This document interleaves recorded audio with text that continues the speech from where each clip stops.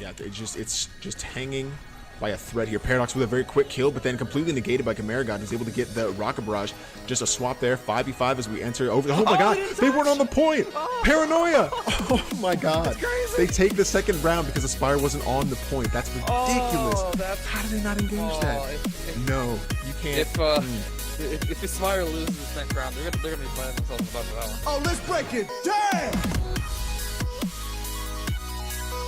Hello and welcome to the CGL breakdown from the quarterfinal week of the playoffs. So we're kind of wrapping up the quarterfinals here, getting into the semifinals, and man, a lot of fantastic plays, including that one from Aspire Paranoia that we will cover later. But man, I'm your host, Salt and Pepper, joined by a host, Headrammer and Witty Cap. How are you guys doing tonight? Doing amazing. Yeah, coming off a good week of playoff action. Nice little introduction by Headrammer right there, but doing good, doing good. Don't judge me. Well, glad to hear it, guys. Obviously a lot of great games this season, or this week rather. Tripping over myself here, but including, like I said, that one between Aspire Paranoia that we will cover later. But welcome, guys, to the breakdown. Obviously, this is our weekly recap show. If you guys have been in and around, you are aware of that, and we're going to get into some of the quarterfinal games. Not a ton of games this week, but a lot of intrigue among the few games that were, and obviously that's kind of it, getting down to the cream of the crop, so to speak. And as we look at the recap from these quarterfinal games, we get into semifinals. It only gets tighter from there, so definitely excited about that. So yeah, we'll go through the challenger, contender, and rival tier games and kind of look at who's moving on to the semifinals and kind of how those games went, and then move on to a semifinal preview. And yeah, a lot of good stuff coming up. Woo woo. This is definitely going to be a show you don't want to miss, and we thank everyone for checking us out and everyone that's going to file in here. A lot of news heavy show, a lot of fun games to break down. But as we start off every week, let's talk about the news that's going on in the Overwatch world. And first thing, Blizzard dropped the new esports app. One of the first of its kind. I have a couple esports apps on my phone, but they're, not that great. Blizzard, with all the money they have, all the technology that they're able to have, this should be pretty diverse, pretty interesting. Hopefully a little more stat tracking ability once Overwatch League gets down. But guys, before we dive into more Overwatch news, what do you think about this esports app that they came out with? I think any way that can encourage some kind of stat collection is good, because it seems like, or at least it's felt like overall Blizzard's kind of been really hesitant, or almost to a point of stopping other stats collection stuff, whether it be sometimes the visor stuff or the pursuit stuff. Just having some kind of API or way to get those stats, I think, is a really healthy thing for any kind of professional game. Whether it be something in fantasy football where you have stats about everything. Most of the stats that we have right now for stuff like Overwatch League, we don't have access to those stats. The teams do, but there's no public access to this kind of statistical information. So it's really hard to kind of to agree, understand how good is somebody. The best we have is something like Winston's Lab, but all that's manually collected and it's collected based off of the kill feed. So it's not entirely accurate. It's missing a lot of that fine-grained detail. So I think hopefully this encourages Blizzard to open up a bit more of their stats and see what the community can make with it. Yeah, I'm not a huge just periphery app downloader, but I do appreciate that they're coming out with this. I feel like, again, with esports, there's a lot of players that want to be incredibly engaged with the community. You think about the scope of how just esports construction, right? It's all digital. We all communicate remotely, and I feel like having an app is just the next logical thing. So I like that they're kind of getting into this, and I know, Matt, you said you have a couple, but yeah, I feel like it's a pretty good addition. Nice innovation from Blizzard, and obviously they're trying to really define this esports community with the Overwatch League and kind of change what it can mean for players and fans. So I think it's good. Nice little ad for them. Nice little app for them. Headrammer, just to touch on what you said, if they could get and being able to eventually one day somehow make a fantasy Overwatch would just cement Overwatch's stay in the mainstream sports arena. Obviously, they doing this is a big thing that they've done already and already accomplished a lot. But if you could get a analytical and statistic world when it comes to sports where it's gotten to the point where it's over statistical and over analyzed, that's just the thing that keeps everybody into it, allows everyone to feel like they know a little bit more than they might actually know. But I think it's a step in the right direction. Excited to see where it goes. And to coincide with the new esports app, one thing that they're trying out for the Overwatch World Cup is the new spectator mode. Is a thing that's been asked about time and time again in the community, to be able to have the ability to just, watch a particular player. Actually, because, when you're watching a game live, Overwatch is a fast-paced game, and there's a lot going on at all times. And, these guys are at the top of their game, representing their country, especially since it'll be debuted during the World Cup. I want to watch, Reinforce or XQC playing main tank. Gives you the opportunity. You can learn from this. I think it's a great thing overall. Probably a little long overdue, but you have to take your time before you dive into this. But I think this is a great thing and just adds that extra level to the viewer experience. I fully agree. Definitely I think a step in the right spot.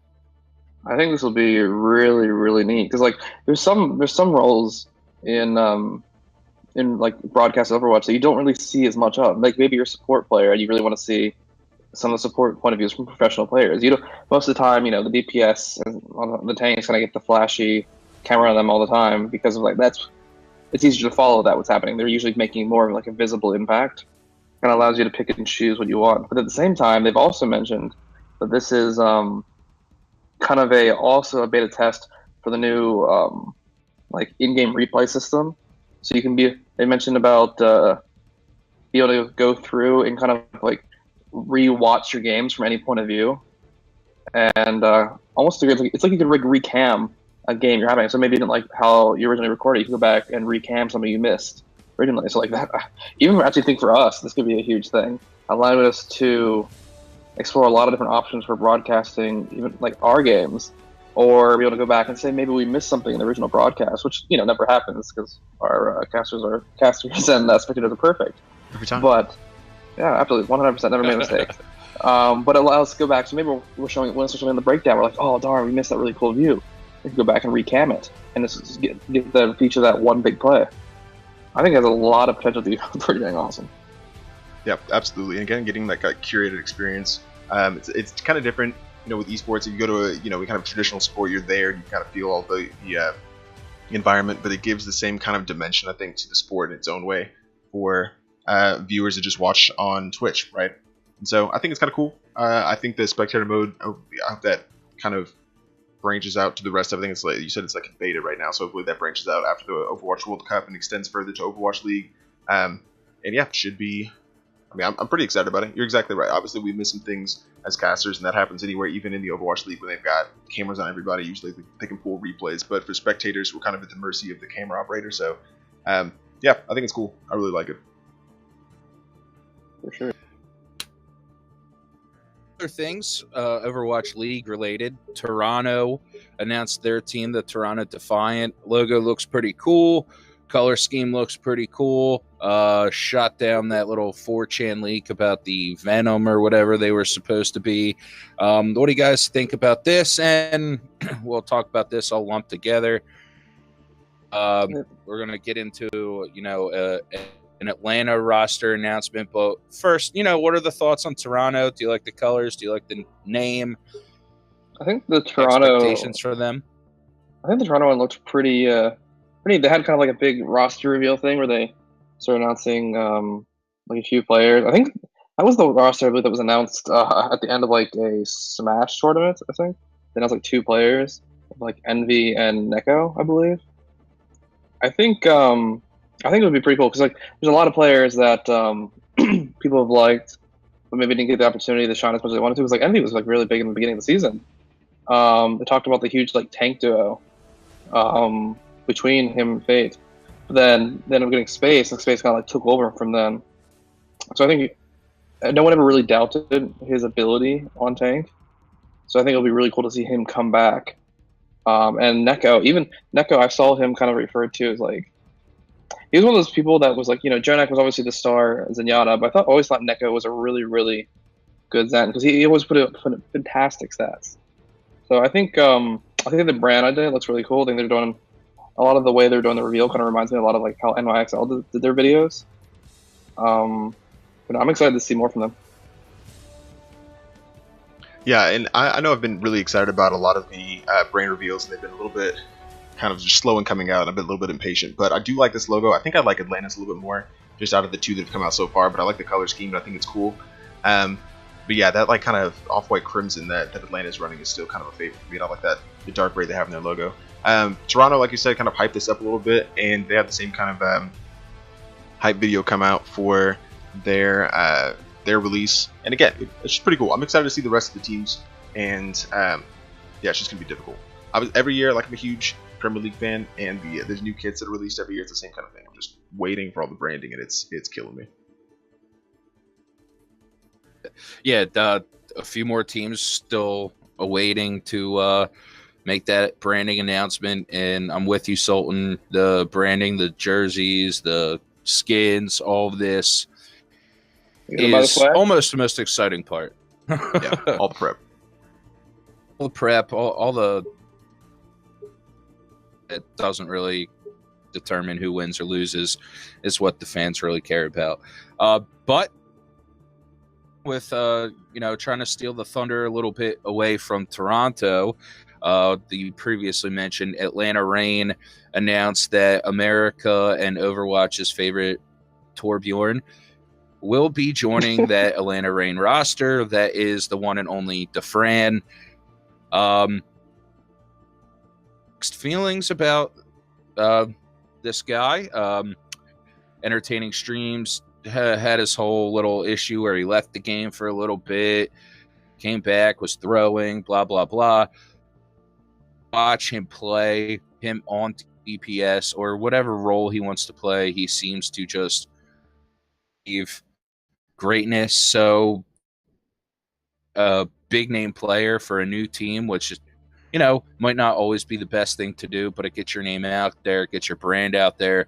What do you think going into OWL with all the talent you have at DPS in general? How do you think Defran stacks up? Does he make a difference for Atlanta? Or hype move, get the PR, get your name out there, and, see where it goes? I think he absolutely has the mechanical skill to be a star in the Overwatch League. I think one of the things, like, obviously he has prior team experience, so going to that really helps him a lot as well, because there's not a lot of people that sometimes have that experience. But also, at the same time, because of his break, he's been kind of out of the actual competitive scene for a little while. So I suspect, and I don't know, there's been a lot of debates around his reveal, so this one could just be another debate from him. But Defran kind of mentioned how he thought he was going to be a little bit more of a backup DPS, at least in the beginning, for the other two main DPS on the team, which I think makes actually a lot of sense because, he has mechanical skill, but he's been out of the competitive scene for a while, hasn't been playing on a team, and a team environment versus like solo queue on ranked is a very, very different thing. You can't solo carry everything in Overwatch League when everyone in the Overwatch League is so good. So getting that synergy with his team and getting used to that again. Like you've seen that when people have transitioned from kind of the streaming role to the team role. It takes time, and I suspect that maybe he might be a little bit quiet in the beginning, but hopefully the high expectations people have of him don't put him down too much. Yeah, and I think yeah, you're exactly right. Definitely a mechanically skilled player. I think that won't be an issue, and I think also teams are now familiar with maybe how to having that first season, knowing how to deal with a little bit larger personalities, and so I don't think it'll be an issue. Excited for Atlanta again. Teams coming out with their new rosters. Excited with that as well. And yeah, I mean, season 2. Obviously, there's a lot that they've learned in just going through the first season, and obviously we talked about some of the changes coming to season 2, and I think all the way around we're going to see a more competitive and tighter, just well-run season this time around. Brief news as well in the Paris roster for the Overwatch League coming out. They haven't released their branding yet, but Paris coming out with their roster soon, and Shadowburn from Valiant and Fusion respectively going over to that new Paris roster, and a few members coming up from the contenders level as well. You guys got a chance to look at this Paris roster at all? What do you think? I have. I think actually I'm kind of excited for this team. Like, I wasn't really thinking a whole lot into it because there was complaints early on, kind of like for last season of the Overwatch League, of where there was a Europe team, but like none of the players were actually really from Europe. It was a full Korean team. Yeah. And there was a lot of people saying that you wouldn't really be able to make a competitive full European team. But even though a lot of Europe has made a lot of like really good players, but there was no one putting time into actually making a full European team. And now they did for this one, putting a lot of European players into it. And I think I'm actually really impressed with what they came up with. They have soon they have like Shadowburn and whatnot. I think I'm kind of hyped watching this team. I want to see them play. Yeah, I like that they went all European. I'm very happy for Shadowburn because he was one of the first dudes I actually started paying attention to when I got into Overwatch esports. Loved when he was on Fusion, but EQO and everyone else and Carpe just kind of his role, and he ended up sitting on the bench a lot. Dude is very talented. I think him being able to play more, being a starter, will be a good thing for him and a good thing for this Paris team overall. They should definitely be a fun watch. Yeah, no doubt about that. And also getting into competitive Overwatch, obviously there's been a few teams that have run some events throughout the offseason. You can kind of read about a few of those. California Cup between, I believe it was the Valiant and the Shock. A lot of good events there as well. So it's nice that there's a little bit of Overwatch action even in the offseason, including the Overwatch World Cup coming up this weekend at BlizzCon. Yeah, this is going to be so hype. This Overwatch World Cup. Yeah, that's going to be a fun watch for sure. Part of me, it's like, Overwatch World Cup, CGL game, Overwatch World Cup, CGL game. Should I play in my game? Should you play in your game? No, I'll play in my game, but I'll admit I'll be having to avoid like all methods of communication during that time, like when I get off, so I can go back and watch the VODs. Because I think some of the most hype games happen at the time. So yeah, I'm really excited for this. The break between like the group stages and like quarterfinals have always like really gets me antsy. I'm like, I spent all this time because I was at the LA group stages, so I've had a really cool experience there. And it's like, cool, I want more. And then it's just a break for so long. Yeah, really exciting matchups. And we got the schedule up for you guys. United States and United Kingdom facing off right off the bat, 12:15 to 2:15 at Pacific time. So what is that? 3:15 to 5:15 for you Eastern coasters, I believe so. And then from there, right after that, Canada and France. So I'm excited for these matchups. I think really, really good games coming up. China, Finland, and then South Korea, Australia. So that's all on Friday. Is that the second? Am I right about that? Yeah, it's the second. And then Saturday the 3rd is all the semifinal games and the bronze medal game, and then the finals. And again, definitely action you don't want to miss. I know we've got some CGL games at the same time. So I mean, I'm not gonna tell you not to watch the World Cup. But I need to call off work. 2 devices, watch them both. Oh, there you go. Yeah, I'll have the CGL game open. I'll have the Overwatch World Cup open. And I'll just be at work. Laptop, Xbox, phone. You can do whatever you want.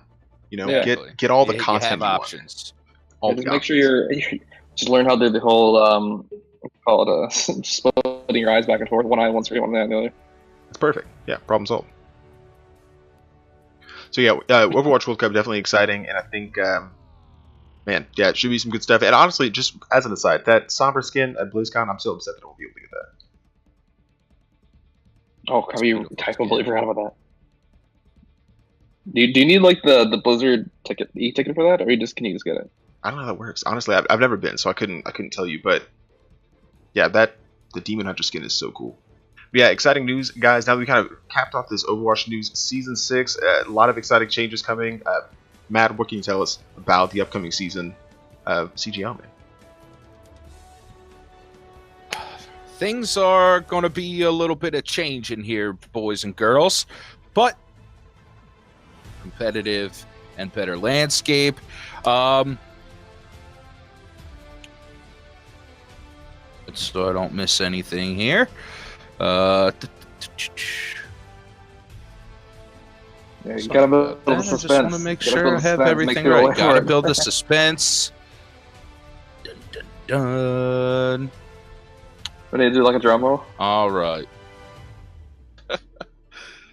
Let's see. I thought I had.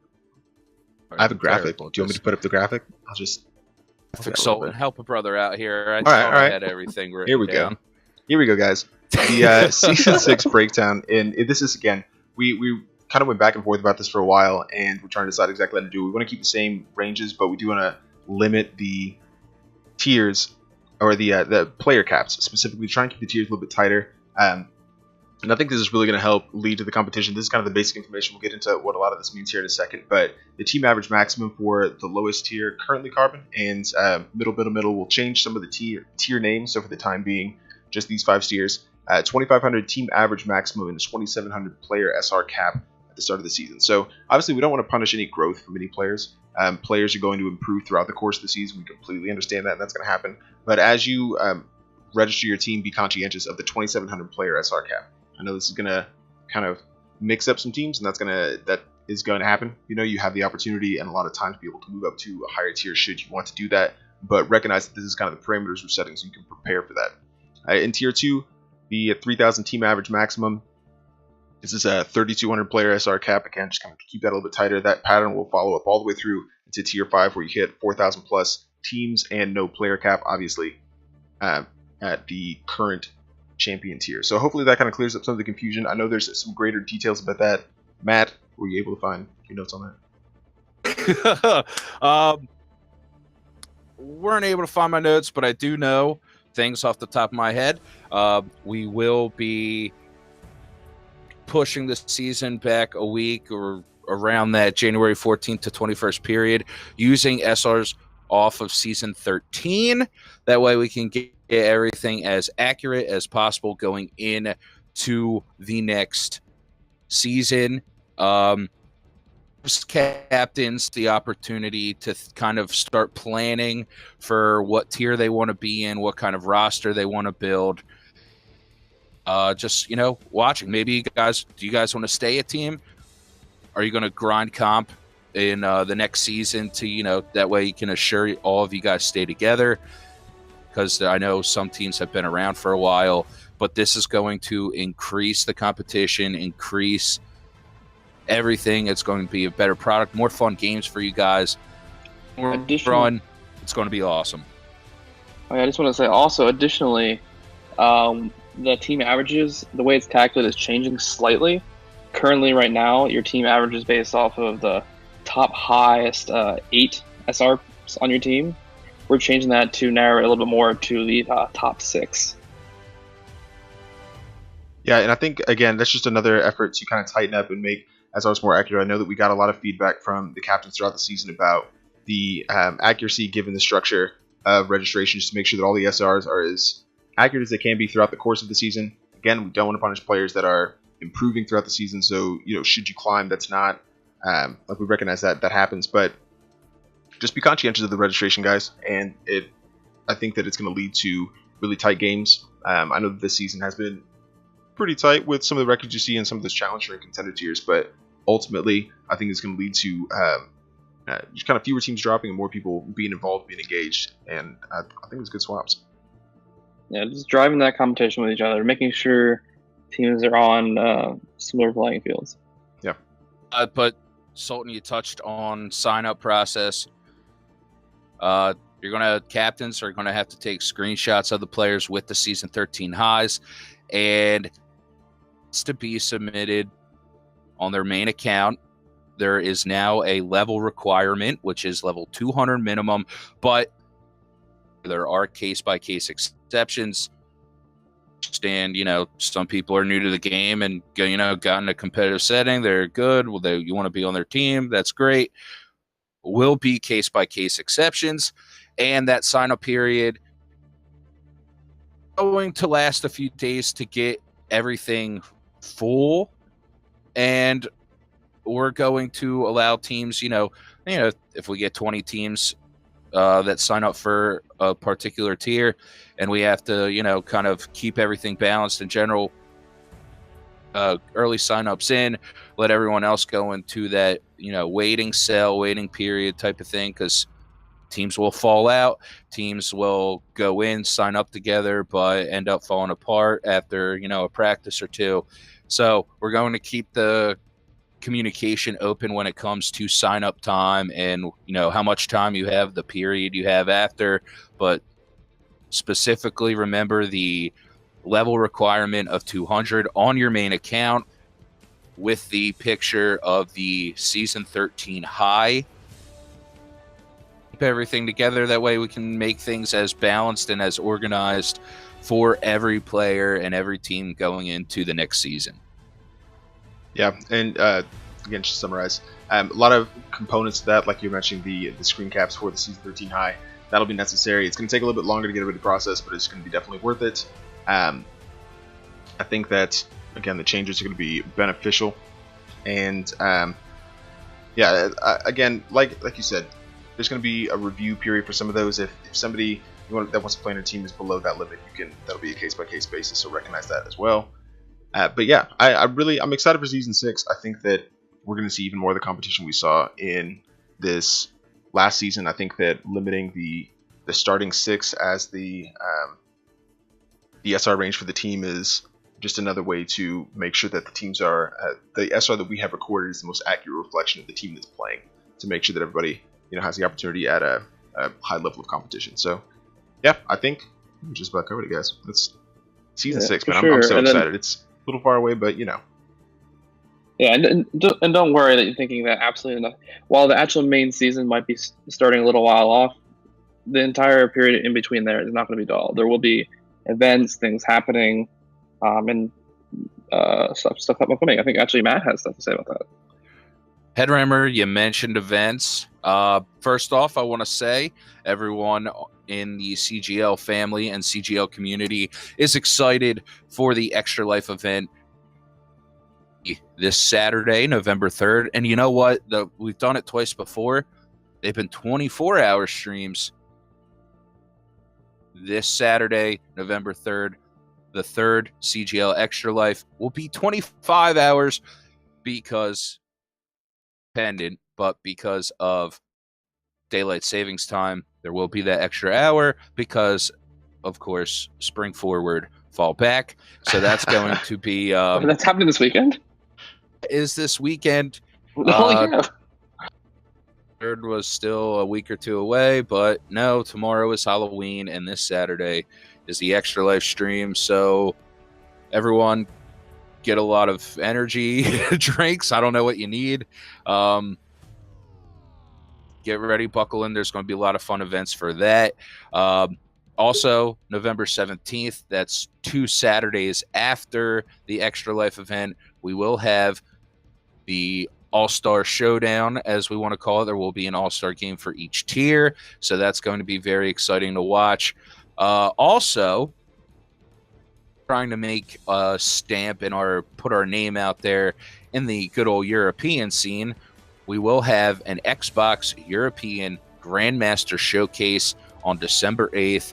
Start your holiday season and your hunt for Christmas, Kwanzaa, Hanukkah, with watching some European Grandmasters. Throw it down on Xbox. More information will be announced as, teams sign up for that, and we round everything out on that. So there's a lot of exciting stuff going on to hold you over until this 6th installment of CGL Overwatch gets underway. More things, I'm sure, will be up. Who knows what idea we'll come up with next to have a little event for, but a lot of things going on. Myself to see GM showcase for the Europeans. Really excited just to get the Euro scene in here in general. So any Europeans watching this right now, or Overwatch players in general from Europe, get a team together, sign up. We want to go full blown with you. So this is a great way to showcase that and see what talent there is across the pond.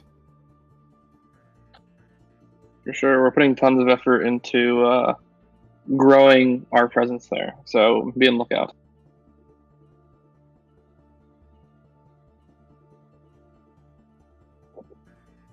Anything else we need to touch on our end, guys, before we dive into the playoffs here? No, I'm definitely excited. I Just don't think so. briefly about the Extra Life tournament. I'm really excited about that, guys. We obviously done it. We've done it for the past couple years. We've done.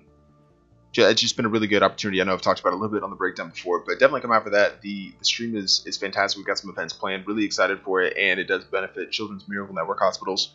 So yeah, definitely get involved and make sure that you're able to donate, because every little bit helps and every little bit counts. But into the quarterfinals finally, and right off the bat, a great game between Shimada Armada and Communism. Yeah, for sure. These games this last week were really hot. So we had Shimada Armada versus Communism right here. Two teams that are both very, very good. Communism coming into this on a hot streak, winning in nearly every single game in the second half of the season after starting out a little bit weaker. Shimada Armada coming into this game very strong in the beginning, but slumping a bit towards the end. And we knew, assuming both teams showed up, we knew it was going to be a really good game, and both teams did show up. And we got a crazy game. So this game started out in Junkertown with Shimada Armada attacking the good old pirate ship strategy. And despite nearly pushing the first point, a last-minute engage by Communism holds them on first. Giving up on the bash, and they go over to the Friend True Pharmacy, and which Communism holds them to overtime on first point. With just enough alt investment, they're able to push through a first point. However, losing that amount of time kind of really cost them. They were unable to complete the second point, being stopped right before the door to the second. So then it switched over on Communism's attack, and they pushed through first point with only just a little bit of resistance.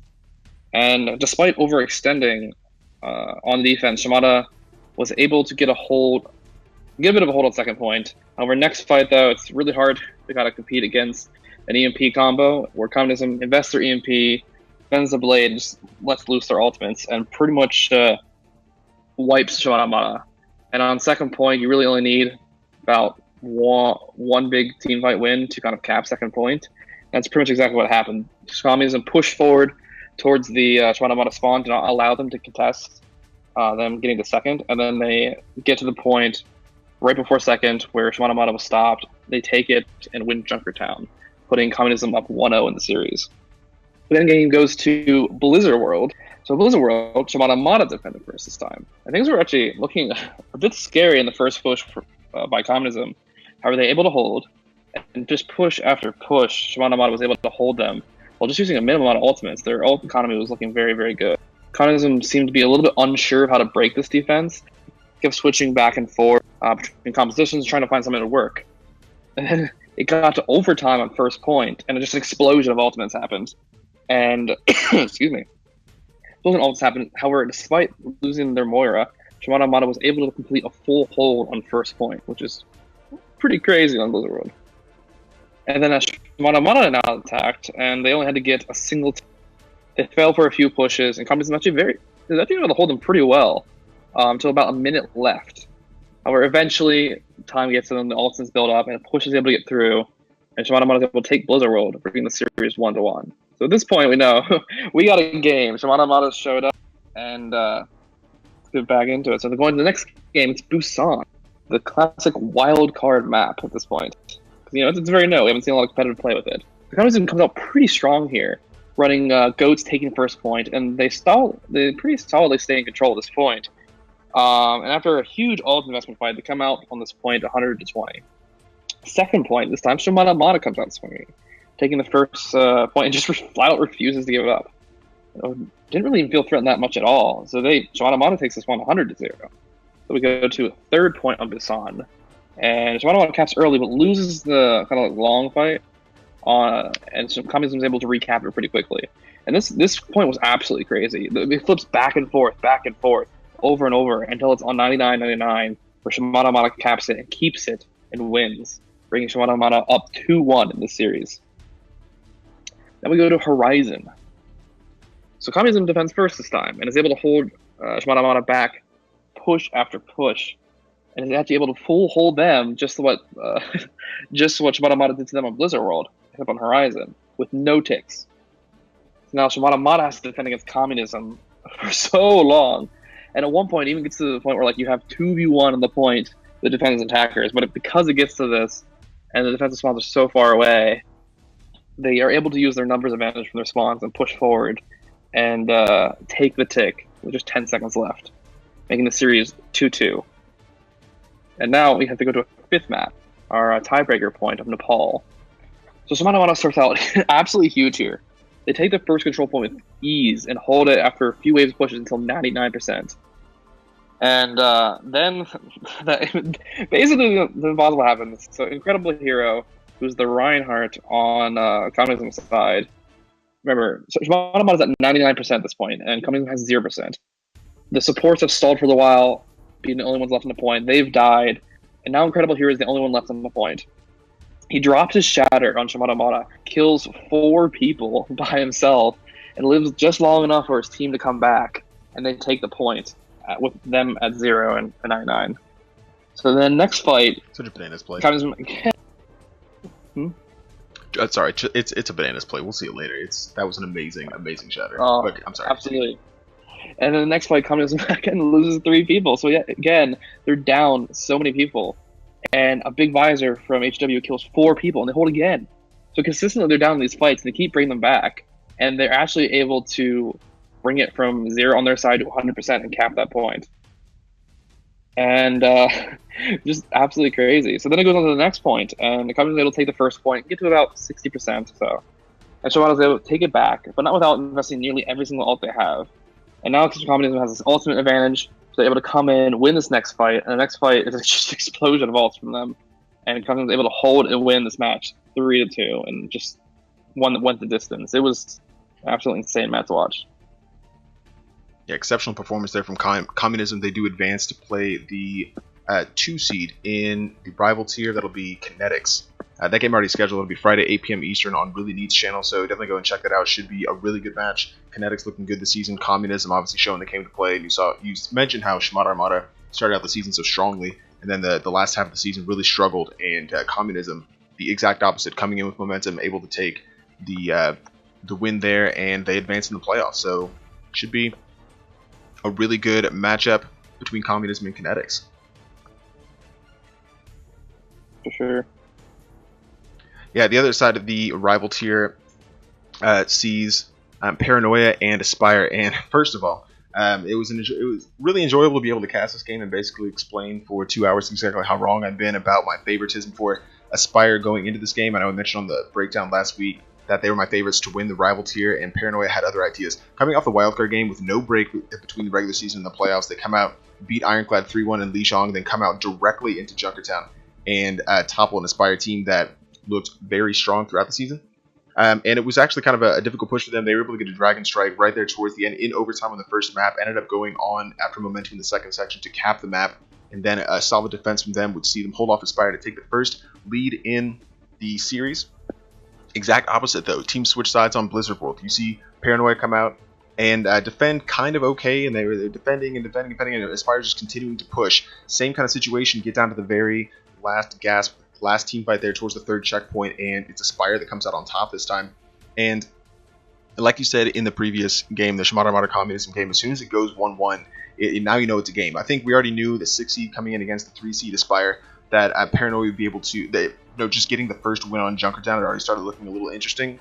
And immediately Aspire respond well, they go and get the win, and then they come rolling back on Kazan. It's Aspire all day here. It was a 2-1, so I guess it's kind of unfair to Paranoia because they did come and play, and I think you look at those games individually and it looks a lot closer. But yeah, Aspire getting the 2-1 in there to take the lead in the series 2-1. And Paranoia, who started off on a really strongly in the series, find themselves in a bit of a deficit. So now I think if you're a spectator watching this game, it starts to go the way maybe you expect it to. Paranoia the 16, maybe they're coming in and they got fortunate with that win on Junkertown. But they really fought back in this game, and it was incredibly impressive. You move on to Horizon, and it was Paradox here on the Bastion who was really creating some problems for this Aspire team. They really didn't know how to deal with the Bastion, and they kept trying to focus him and make him a priority, and it worked for them, but then the rest of their members would fall. So I think Paranoid did a really good job of balancing, making the Bastion a focus of the comp, playing around Paradox on the Bastion and enforcing Aspire to try and get in and really deal with him directly, and they were just having a really hard time with it. Ultimately, behind the Bastion play and just the team coordination of Paranoia, they were able to force the draw on Horizon, which I think really kind of set the tone for this.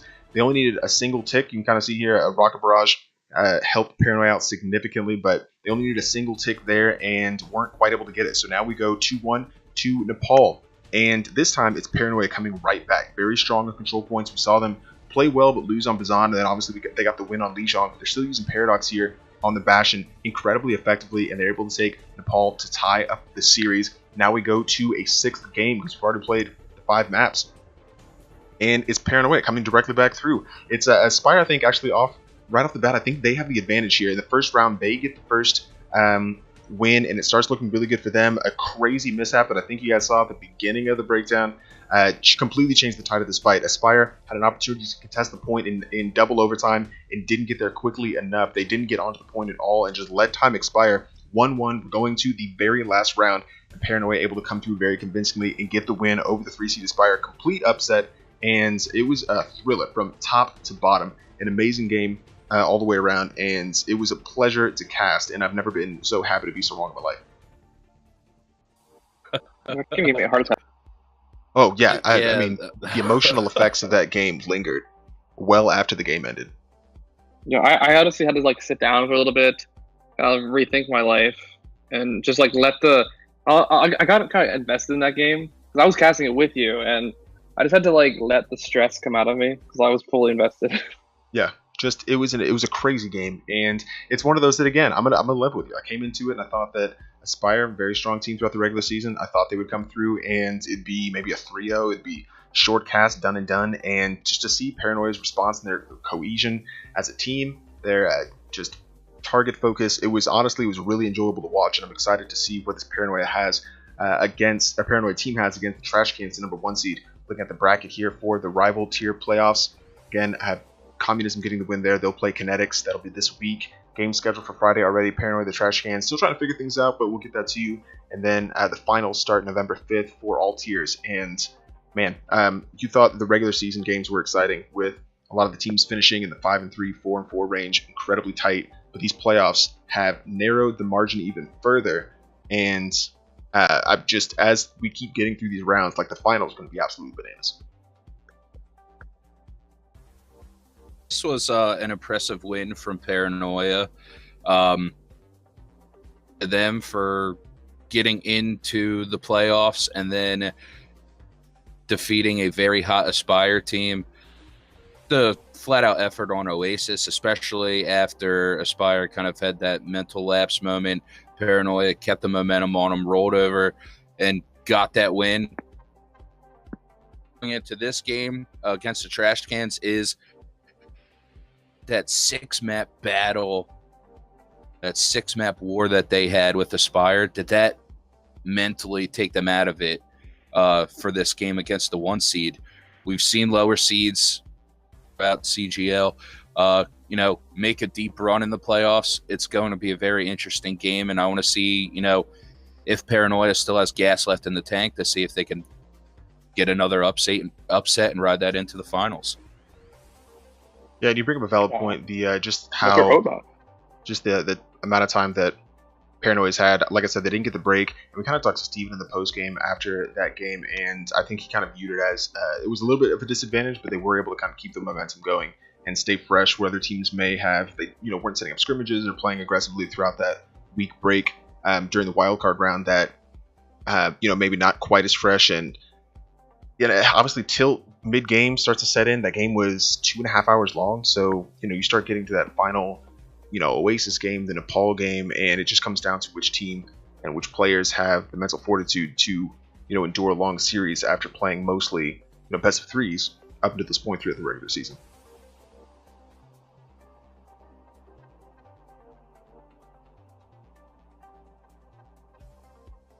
Let's see, contender tier moving right along though.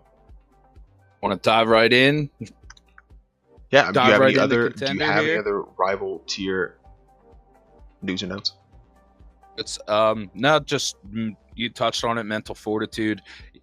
These long games, when you get to that 4th, 5th map, it's all about who wants it more. who's mentally sharp enough to make less mistakes and capitalize on your opponent's mistakes. Good job by Paranoia. Going to be a very interesting game against the Trash Cans this week for sure. Yeah, moving on to the Yeah, contenders looking forward here. It was Excalibur and Dad and the Lads facing off. This and was this one an definitely a interesting different kind of game, game. boys. Tell us about it. In game, started out on Junkertown like all these games did. Dads and Lads were on attack first, and Excalibur set up their defense of Dad and Lads, and they kept them there for a while. The good thing was that although time did get eaten away from this, Master Chief, who had a very solid game on the Reaper, he used his Death Blossom, got his ult, used Death Blossom, got a pick, carts all moving. Eventually, they capped the point after a nice big grav. Excalibur is holding high ground. Dark Gamer Boy on the Rhine, who I will mention Rhine throughout my whole recap of this game. Dark Gamer Boy played a fantastic series on the Reinhardt. He picks Anna and cleans up. They win that fight. Eventually, Dads and Lads gets it. They cap. They're up 2-0. But Nature's Chicken on a lot of Widow play in this game, and the team end up popping off, get that hold at 41.7 meters to end round one. Excalibur's attack on round two. Really, Hanzo, Widow, and Rhine go off on the first, up into that first checkpoint. They cap that. One point for Excalibur. Dark Gamer Boy again. He gets a couple picks. There's a grab dragon combo that cleans up the rest of the team 2-2. And then you get to the end of this map here on Junkertown. Good fight going on, but Excalibur, time and time again, just cleaned up these team fights. They end up at the end there getting enough picks. Excalibur wins Junkertown 3-2. They take the first game against the 4-seeded Dads and Lads. Moving on, and then you go on to Blizzard World. Get back into it. We're going to see about that. Round one, Excalibur's attacking first. Ryan Zarya to great effect and great impact all throughout this match. Aggressive push. Ryan and Zarya cleaning up. Point on Blizzard World, and then you get to the second point. Dark Gamer Boy again just goes on a tear. Fire strikes, picking Ryan, picking Mercy. Nature's Chicken cleans up with the Widow, popping off 3 kills right there. Second point. Third point, Dads and Lads put up a very good fight. Ults coming out left and right. But it was not enough with 4:12 left in the time bank. Cap the point 3-0 heading into round two. You get to point one, Dads and Lads attack looking to cap. High ground, Dads and Lads just went right to the point, got all 6 on the point. They end up staggering Widowmaker, and they cap that. Now they get their cart rolling. They're bringing very aggressive play here. Bridge, Rhine, Zarya dominating time and time again. And then you get to the third point. There's a lot of clutch and a play coming out from the side of Dads and Lads. The tanks are staying aggressive, but Excalibur made a very smart switch, switching to the Mei. Stalled for a little bit, ate some time up in the time bank. Not enough. Dads and Lads ends up tying this matchup at 3. We go into round 3. Dads and Lads with less time in the time bank, so they go first. There's a big point. There's a big brawl on the point. Nips switching over to that Zarya. He ran a decent amount on Blizzard World. He ends up getting a couple nice kills, have a nice charge. Dads and Lads capped that 4-3, but Excalibur made a big difference maker right here. Instead of falling back, giving them time to, push and get to that first bend and that first wall. Excalibur took the fight right to him. They won that fight, ate some of that time up. Only had a minute going into round 3. They're in overtime. Excalibur ends up busting out Coalescence. Cleans up. The round's over. Dads and Lads 4-3. They move the cart 118 kilometers. Excalibur's on attack. They go right to the point. The tanks time and time again just causing a problem for Dads and Lads. They press. They end up getting the cap. The ults are coming out wildly. Excalibur gains the upper hand. Smart play. They shoot the grab out in front of that finish section. That's completely off the point, unable to get there. Excalibur wins Blizzard World. They're up 2-0. And then on Busan, some lads capped early, Excalibur capped early. They take the initial lead. They're up 70% to nothing. That's here. They get all 6 on the point. There's 2 picks, a Diva Bomb that wins them the team fight. They cap that. They take control. Brig and Reinhardt dominating on the side of Dads and Lads. But everything changes here where Excalibur engages with a nice Earth Shatter. They cap the point, but SSJ on the Lucio saves the day with an insane boop. He got about 3 or 4 there. Dads and the Lads cap that. Again, as Excalibur begins their last fight with the May Blizzard. The tanks get the final blows. Excalibur caps with 99%. No one's there for Dads and Lads. They're up 1-0. Heading into map 2, Dads and Lads fighting for their lives. Excalibur won the first team fight. Aggressive play again from the tanks and overall team of Excalibur, having a 76% to nothing lead. Nips on Zarya pops off. 4 or 5 picks there. They end up capping the point, staying alive here a little bit. It ends up with Master Chief on the Reaper again with a nice Death Blossom. Nanos the Reinhardt. There's 2 picks. The team follows up. May gets a couple picks to clean up the cap, and eventually 100% to Excalibur. And Excalibur with the upset 3-0 over Dads and Lads. Game. Really aggressive tank play, fantastic support play on the side of Excalibur. The aggressive nature of the Reinhardt and the Zarya were just a little too much for Dads and Lads to handle. And Excalibur looks good going into their matchup this week. A highly entertaining game to watch as Excalibur will now take on Phantom Thieves. That game still yet to be scheduled, but I'm looking to see if Excalibur can put up a fight against Phantom Thieves and maybe steal a couple maps early. And who knows, maybe that 5 seed can rise the rail run. What a matchup, though, against Phantom Thieves. That'll be a difficult ask for an Excalibur team. Obviously getting the 3-0 win over Dad and the Lads, a team that started the season really strongly and kind of fizzled out towards the end of the regular season. Excalibur able to get the win there. It should take a little bit of confidence from being a 5 seed, beating a 4 seed. Obviously a little bit tighter than like a 6-3 or something like that, but regardless, still beating somebody that finished the season in a higher position than you is definitely a confidence boost. Phantom Thieves, definitely kind of another level, and I truly believe that it'll be one of these 2 teams in the finals with Phantom Thieves in this next game coming up. But yeah, Excalibur with a very strong finish here, getting the wins they needed, and Dad and Lads just couldn't quite get over the line.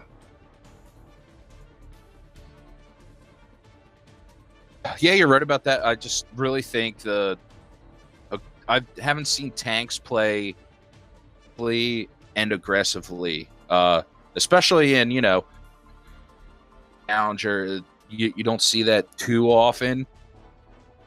It was a coming out party for the tanks on the side of on the side of Excalibur. They're going to need to continue that aggression and to clean up those fights as well as they did against Dad and Lads. They need to do that against Phantom Thieves.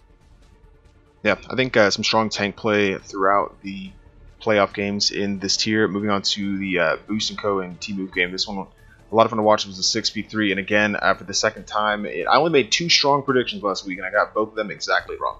T-Move, I thought, was going to be the 1-6 seed that would have an opportunity to defeat a 3 seed. That ended up maybe happening later. Wink, wink, nudge, nudge. We'll get into the Challenger tier shortly. But Boost & Co. coming in and didn't have any issues. This is they just performed really well, top to bottom. It was a 3-0 win for them. T-Move, I think, did play well individually in each of those games.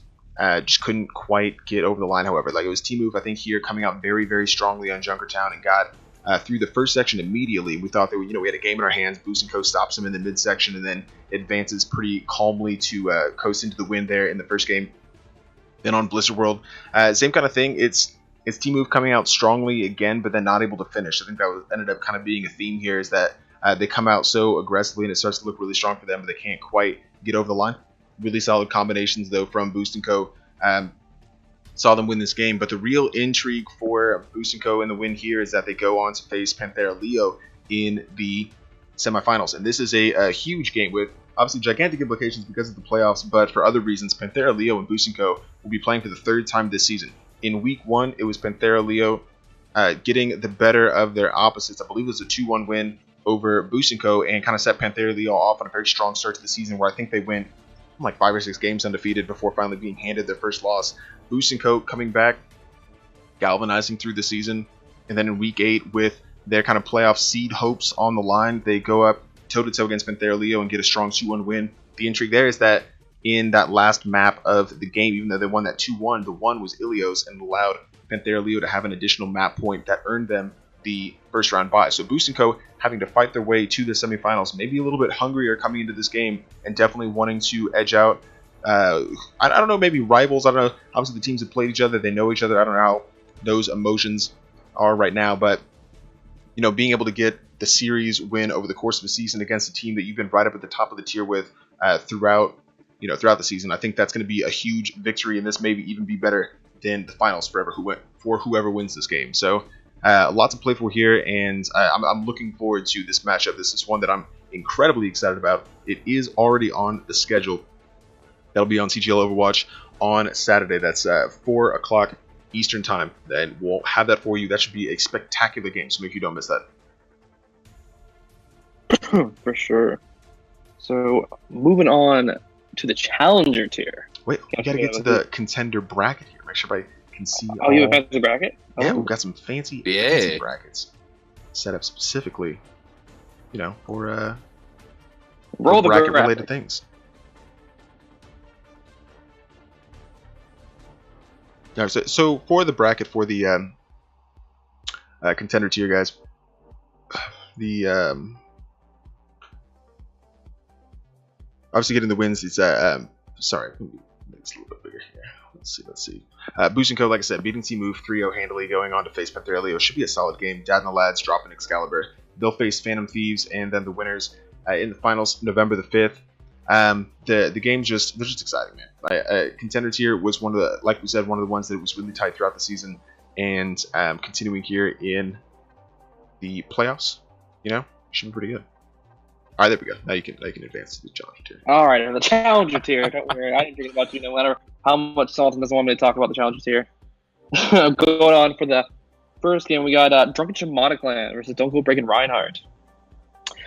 Talking about a game that gives me a heart attack, because apparently that's all I did this week. I was only involved in games that just raised my blood pressure a little bit.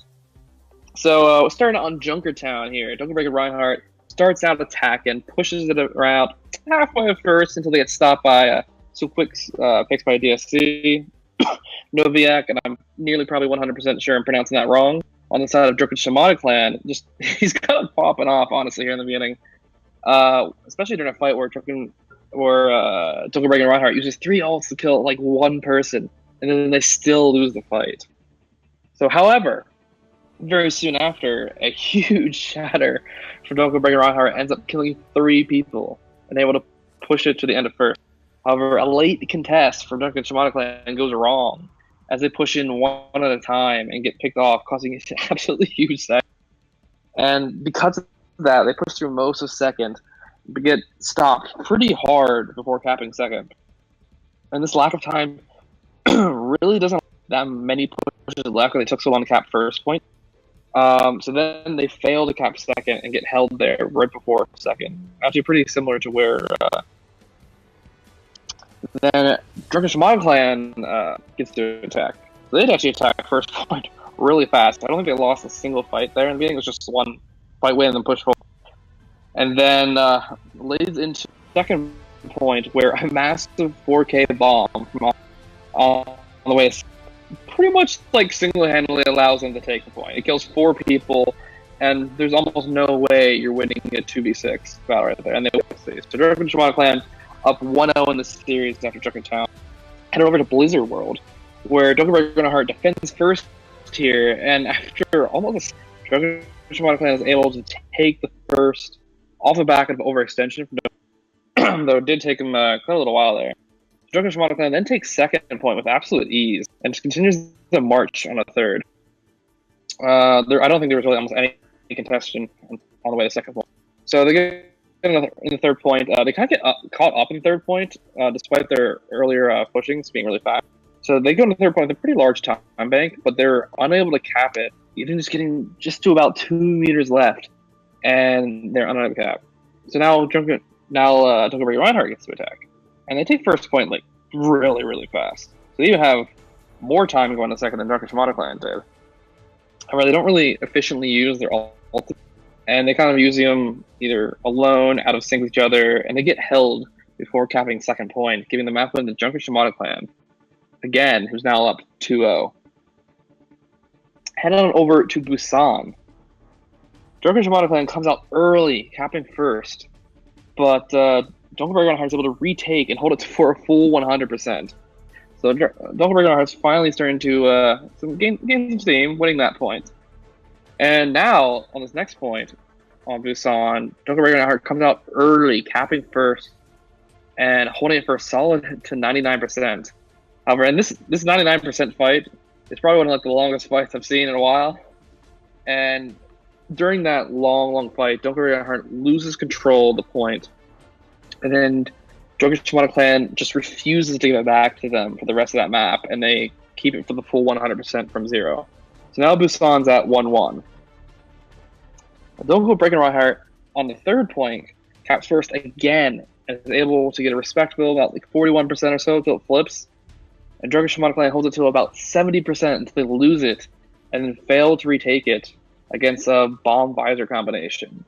Now Dunkelberg Reinhardt, they're still in this. It's 2-1, but now they're in it. They got their first win. So we go over to Horizon, where Dunkelberg Reinhardt comes out attacking first here strong, taking first point with 6+ minutes left. However, things kind of like fizzle out a little bit when they're trying to take second point, and they're only able to cap a little bit more than the first tick on second point, even though they had a huge time bank. So things switch sides again, and Drunken Shimano Clan attacks now. And they cap first with an even larger time bank on the second point. I think they had about 7 minutes left going to the second point. And however, they kind of start running into a wall as well. Dunkelberg Reinhardt's defense is super solid, and it seems like Drunken Shimano Clan is unsure of how to break it. Now there's a really brief scare here that actually I think I nearly not really passed out, but like it gave me a real heart attack. There was a scare of a back cap.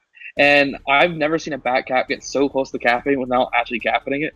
You could not see any of the difference in percentage between where it needed to be and where it was. However, it did not happen. Dunkelberg Reinhardt was able to hold, winning Horizon. Now we're starting to see a little bit of a comeback situation. Dunkelberg Reinhardt and Drunken Shimano Clan, they're at 2-2 now. So we go over to a tiebreaker map of Nepal. Dunkelberg Reinhardt takes first control here and is able to stall it out actually for a pretty large percentage. I mean, they're able to hold it to 70% just off the first control. One push later, they come back in and take it with pretty much nothing used. I think they used one ultimate. And because of that final fight, and because of all the ults Dunkelberg Reinhardt has, they're able to hold it and go up and lead for the first time in the series. And going to the second point in Nepal. At this point, it seems like the game's kind of starting to take its toll on Drunken Shimano Clan. Dunkelberg Reinhardt takes first control of the point and holds strong. And this is at this point the strongest they've looked all series. They've been getting kind of better and better and more concrete as the series has gone on. And they hold on this Nepal point 100-0 and win Nepal 2-0. And allows them to complete the reverse sweep, bringing them up 3-2. It was an absolute insane game. Yeah, these 4-5s really were pretty tight, and like we said, a lot of games throughout these quarterfinals. I like these 3-2s. We almost saw this one go 6, and just really solid here from DGBR. One of the same kind of teams too, coming in, and I think they were right on the cusp of not quite being able to make it into the playoffs, with Triple R kind of giving them some struggle there in this week 6, 7, and 8, but being able to power through, get the wins they needed, and then now going on and advancing to play Inner Circle on Sunday the 4th at 9 p.m. Eastern. just I don't know. I like seeing these wins and these just the efforts from both teams. It's fun.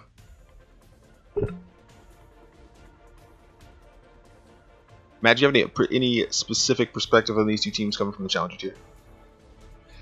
Both of these teams have played very solid, so that they had a very competitive game. I think DGBR going into the playoffs was pretty consistent Overwatch, and I think that have showed its head towards the end of this match here. Great effort from DSC to finish the regular season with a good record and put up a very good fight. But I would have to say DGPR, the stronger team overall from top to bottom of the roster. They outlasted and ended up outplaying DSC here, and I think they're going to be a nice, tough challenge for Inner Circle. And they're in a groove right now. Inner Circle had the week off. Hopefully they use that time to prepare, but they're going to get a duel hitting DGPR side, and that's going to be a very competitive matchup. Yeah, I would agree with that. I think last week's Salt and Pepper might have given you a prediction on that game, but I'm going to keep my mouth shut this time. Moving on to the other Challenger tier game, though. Another fantastic game. I'm kind of surprised at this one. I think we mentioned a little bit and kind of maybe alluded to this with Chaotic coming up against PCOW.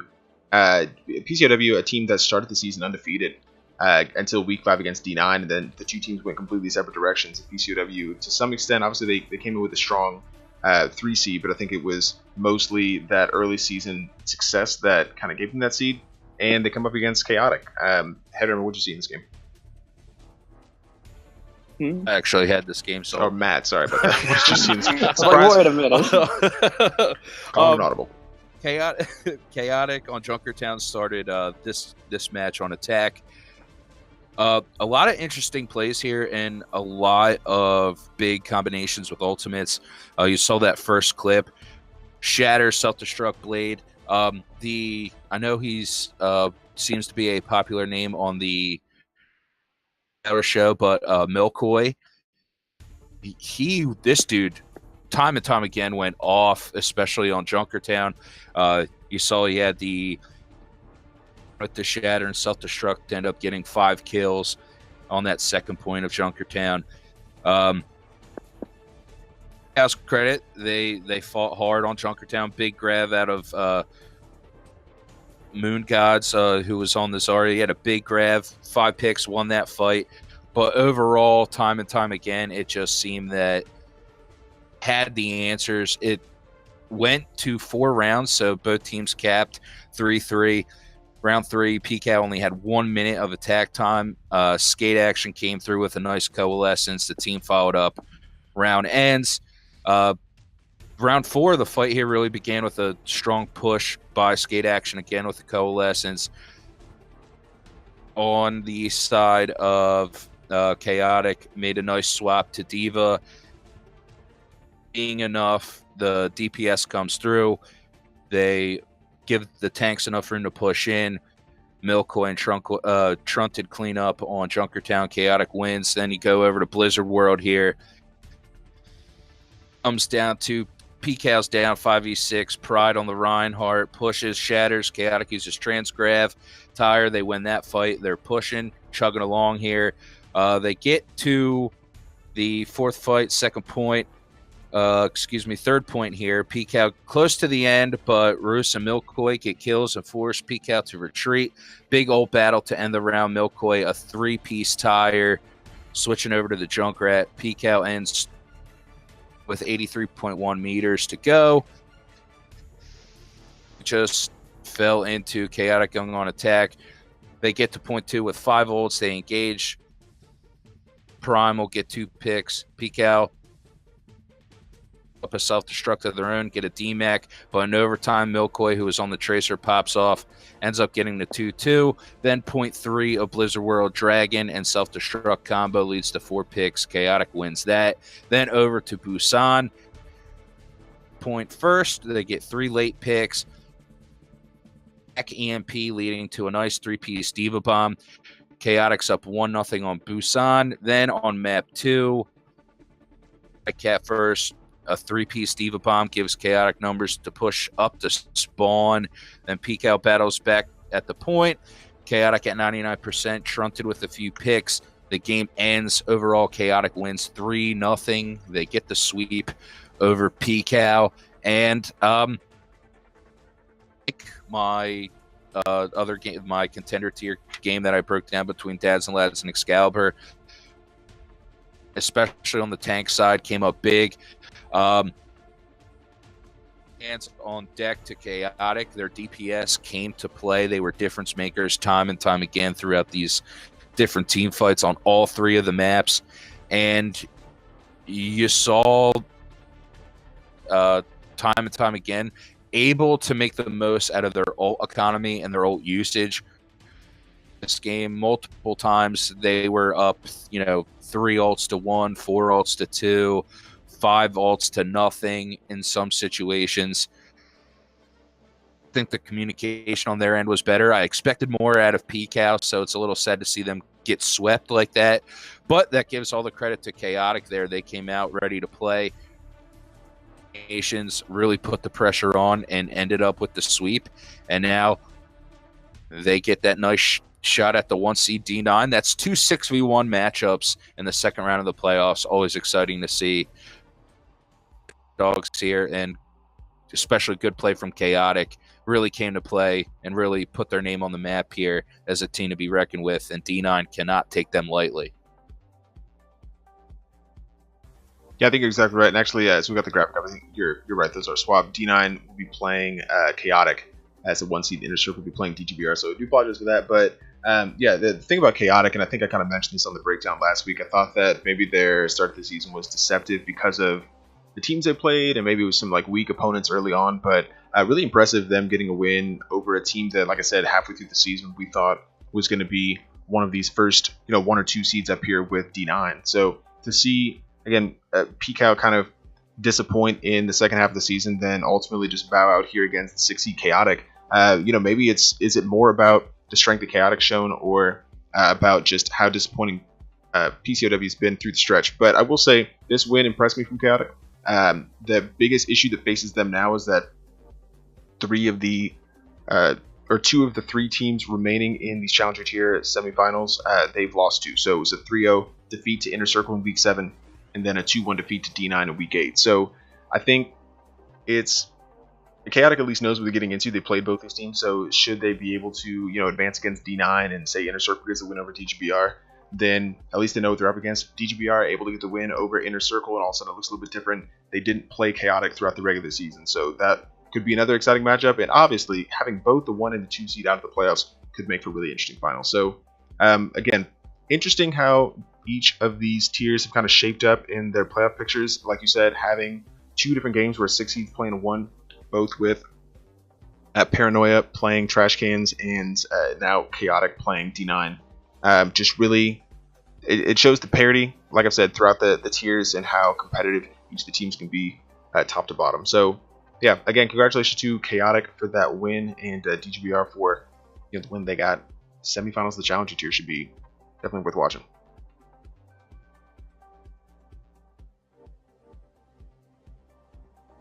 Hey, saw a lot of competitive battles and team fights throughout all these games here, and Chaotic was very impressive. DGBR was impressive.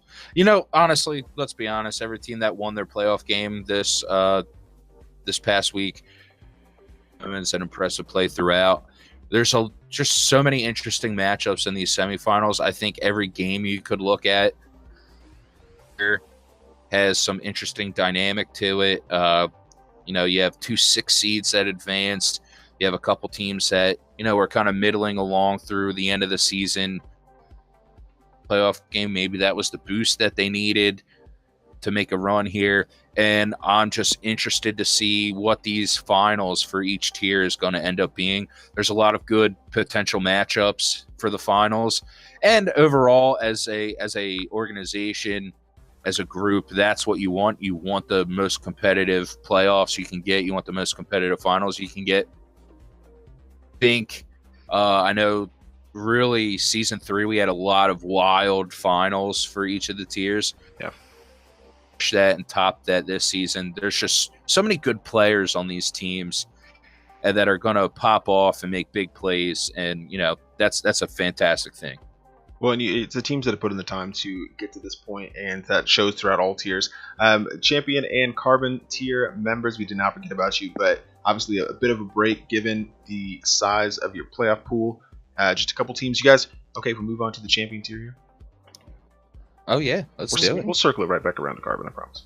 But yeah, with the Champion tier, Prometheus and Pink Sox playing each other now, and it's been a couple weeks. We've been able to talk about Pink Sox. I'm almost going through withdrawals a little bit. A team that we've talked about coming into the league and adopted a losing record, but then completely took Champion by storm, getting all sorts of wins left and right. Then a kind of cagey potential disaster win, quote unquote, in week 8 gets them the 3rd seed, and they face Prometheus, who they've already beaten. Winner of this game will go to the finals and face Buffalo Banditos, who Pink Sox have also already beaten. So I'm really excited for these Champion tier games. That one is already scheduled, that one semifinal, and it's going to be one that you definitely do not want to miss. I don't say that about all of them, but that should give you a good indication to watch all the games. Swift and Fallen will have that for you on the main channel, CGL Overwatch. Pink Sox versus Prometheus, Friday the 2nd, 9 p.m. Eastern. And that's another juicy matchup right there, boys. Mm-hmm. For sure. Yeah, Prometheus was a strong team throughout the regular season. You already touched on Pink Sox. Definitely a fun game. Galfor, can Prometheus get that revenge? I know revenge is a very sweet dish, best served cold. So, so matter of factly, throwing out all of these fun little cliche sayings tonight. Why not? Pink Sox on the chopping block. I'm kidding, but these seriously though, you look at these the Champion tier teams, and there's just so much flexibility, so much skill there. That's why we like to watch their matchups, because they'll do such crazy kind of off meta strats, and they end up working because it's less about the heroes are playing. I mean, obviously they played them well, but it's less about the heroes and so much more about the coordination, the communication, and just knowing how to maximize the kit of each hero. And it's exceptional to watch. Excited for that. We saw a little bit of that with the PS4 GM showcase, and so that. The Xbox showcase there at the beginning of December. Make sure you guys are ready for that, because a lot of high-level gameplay, fun to watch, and we get a bit of a taste of it here in the Champion tier, and looking to expand that further in Tier 5 of Season 6. So, should be some rewarding stuff. Really rewarding stuff. Moving on to the Carbon tier, same kind of thing. The semifinals starting this week with everybody else, and then the finals. It's Unacceptable and Mounchies facing off in those semifinals. Unacceptable, a team that's been coasting to a very solid spot. They go into the playoffs with a respectable record right behind the kind of juggernauts, Wasted Potential from this tier, but facing a Mounchies team that kind of they got into the playoffs. They played strongly rather, but they had Instalock kind of nipping at their heels a little bit. Insert team name here. Had they gotten the win over Wasted Potential, could have maybe mixed things up. But Mounchies Juniors, even after the loss to Instalock in week 8, able to slide into that 3rd seed and got a little bit of help from the other team. So they're coming to play this game. Unacceptable, I think, for me, might be the stronger side here. But again, with 2 weeks off, you never know what can happen between the teams, who's going to be available, if substitutions need to be made, or you're not able to play the comps you're used to. You really could see this go either way. I personally would love to see an Unacceptable Wasted Potential final here, because I think that it would be a really solid game. And I think that Unacceptable are a little bit just kind of closer to Wasted Potential's level in that regard. Now, obviously, nothing against Mounchies. But I think you're looking at the Carbon tier, and you're looking at those top 2 teams that really kind of set themselves apart from the rest of the teams.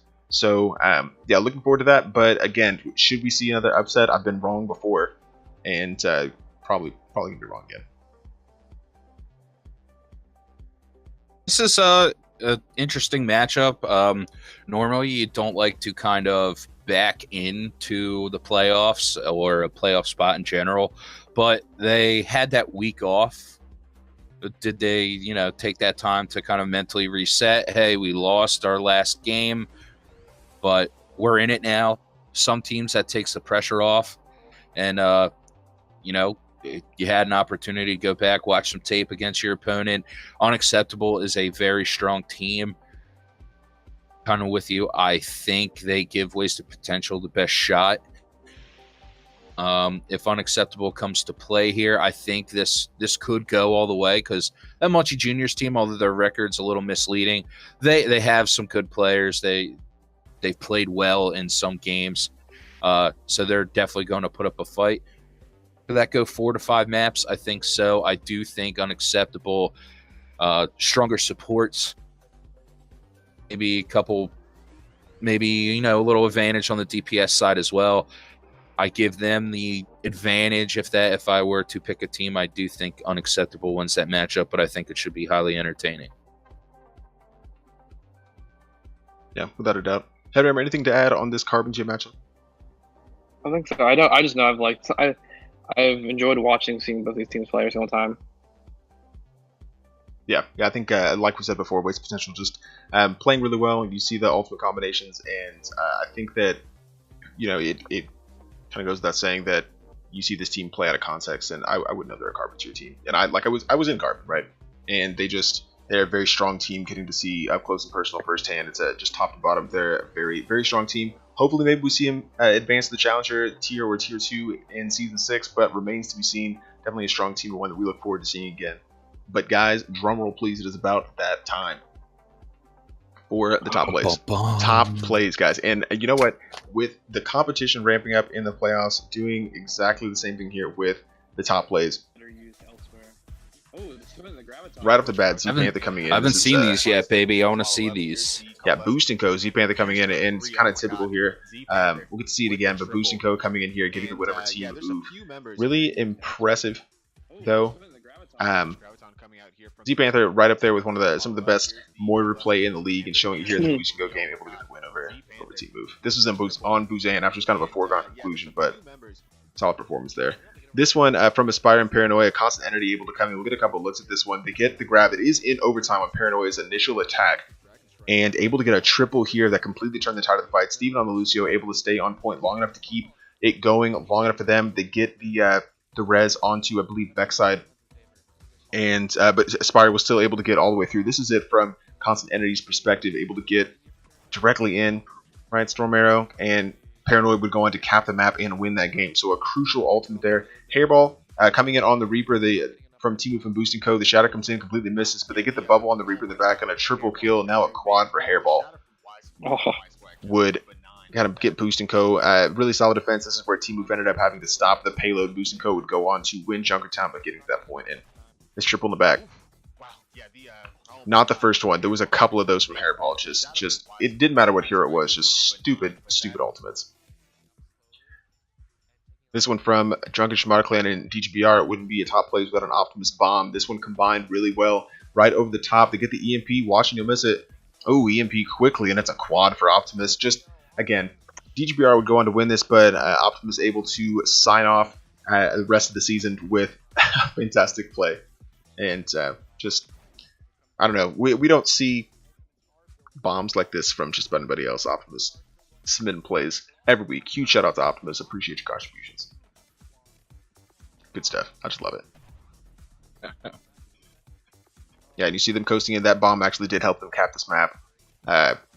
Yeah, obviously DGB were able to go on and get the win there, but yeah, right, just delicately, right over the top, just coasting in there. Didn't even matter. Ultimately, DGBR winning that one, but it is still nice regardless. This one, Hasio again. I think, as far as I'm concerned, one of the best honest in the league. Watch the sleep. The pin goes through. He's bubbled. They thought they timed it perfectly. The sleep from Hasio completely kind of saves Dad and the lads here. Just kills left and right. Gets the nano in on their own. Reinhardt takes out the Widow. Hasio again. Just when you think of honest in the league, right here at the top of the list, probably takes up spots 1, 2, and 3. It's absolutely bananas to watch this kid play. I love it. Yeah, I was clipping this, and there was another one in this game on Blizz World where I was just like, that is right there, just the nade action. Well, and this right from the same game. Awesome. Flash Wolf getting nanoed. Watch how quickly here is another shatter. Shatter, grab, another shatter. That was 8 seconds apart. Literally, watch it again. Watch the time. 8 seconds apart. Here is a second shatter, and they just go on to completely wipe there. Oh my god. Like I said, the top plays this week are something else. Watch. We're at 2:05. He'll use that shatter around 2 minutes. Perfectly timed. Gets the nano. straight through, gets the grab off, and just swinging away. I think it was 3 big swings. He earns another shatter at 152. Uses it again. That's insane to me. It's one of the things you're not predicting. It's like you're never going to think he has another one. Huge shout out to Flash Wolf. You can't anticipate that as the other team. Like you can't. You physically can't. This one though, oh man. Just listen to it, guys. That's a huge shatter. As a Rhine main, fantastic to see. There's a lot of great Rhine action. Thank you to everyone who played Rhine. You all gave me a couple tips to look at. A lot of Rhines are in this map, but Incredible Hero again. I'm calling it. Yeah, absolutely call him play of the week. Oh. Wow. Huge shout out, the only one on the point, saving his team. Gigantic from Incredible. He gets 4. It's just great work all around, especially on that point where you don't. That's play of the week. I'm I'll play Rhine on it sometimes, but normally that's where you see, Winston or Arissa come out. So for Rhine domination on that point, that's highly impressive. Yeah, that kept them in a game. Yeah, just Look at completely just crazy. fending off the overtime. Perfect choice for a number 1 play, just considering time, map, everything. To get it out to me, 99%. He's the only one on the point. They lose that map there, and for him to get that shatter and able to, his team gets back. Fantastic play, well done. Yeah, just incredibly impressive there. From the top plays again, just from Incredible Hero, but the top plays, like I said, ramping up as we get into the playoffs. High level teams and high level gameplay, high level clips. Send us your clips. Want to see them? Absolutely, definitely want to. Sure. And man, that's just really good stuff. We should do a season top clips, just all the clips throughout the season. See if we can find a couple. Obviously, we've been doing the breakdowns like week 4, so we can dig into the quote unquote archives, find some clips. But that one is still going to be right there towards the top. Really impressive, and congratulations to Communism on the win. Those are your top plays, guys.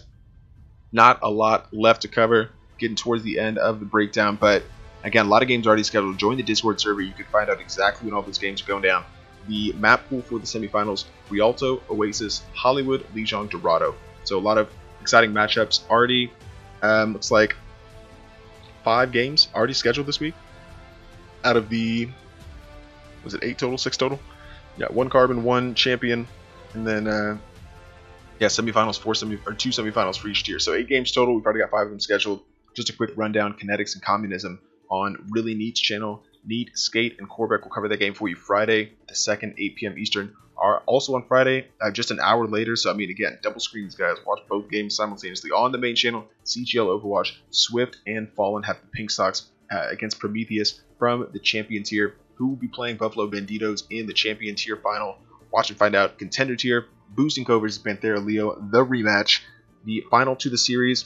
Does Boosting Co have what it takes? Can they replicate their Week 8 win over Panthera Leo, or will Panthera Leo get the revenge and say they earned that 2nd seed spot and go on to play in the Contender Tier Finals? That's Saturday, 4 p.m. Eastern. I'll have that game for you. CGL Overwatch.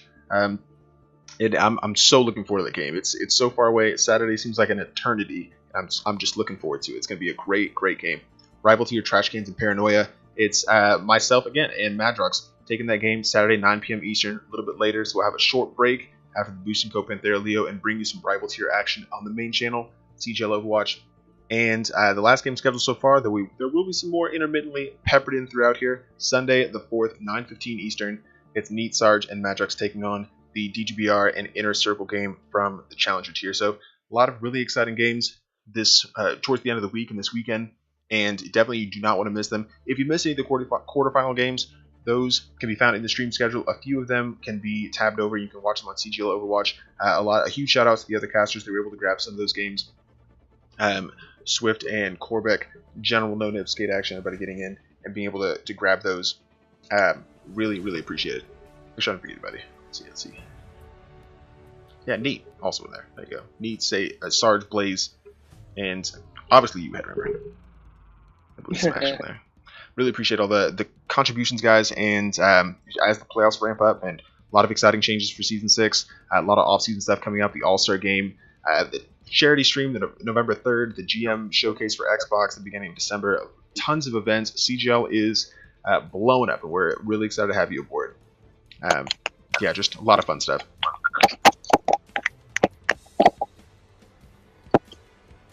Whoa. What is going on? What is Headrammer happening? playing some here? Like putting away Tupperware or something. I'm not sure what that is. But again, guys, really just thank you for joining us on the breakdown. Again, I'm your host, Salt Pepper, joined by Woody Cav and Headrammer. Any final thoughts, guys? No, I just realized my headphones died and they didn't disconnect from my computer when I put them away. So that's what you guys heard. Oh, gotcha. I was like, what is happening? So, you know, trying to do some Morse code or something. Some of the changes are a lot to take in right now. You have, you know, we pushed back the start date a little bit. There's a whole Overwatch season of competitive. The team, climb, do whatever you need to do. Just take a deep breath, let everything soak in, analyze it. By the time the season starts, everything will be okay. All the competition will be good. Smile. Everyone pay attention to these playoff games. Where we have a very solid group of teams right now, very well-rounded group of teams in all the tiers right now, fighting for a shot at the finals. So check out the Twitch streams for these games. Support your friends, support your teams. Good luck to everybody. And submit your clips. Absolutely. Information help channel. Those clips. Submit them. I want to see them. But yeah, guys, that'll just about do it for us. Again, thank you for joining us on the breakdown. Every Tuesday night, 9:30 p.m. Eastern, there's tons of the playoff games coming up. Make sure you catch those semifinals, and the charity stream this weekend should be a lot of fun. Make sure you come out for that. I've been Salted Pepper with Witty Cap and Headrammer. Just thank you guys for joining us on the breakdown, and we'll see you next time. Bye.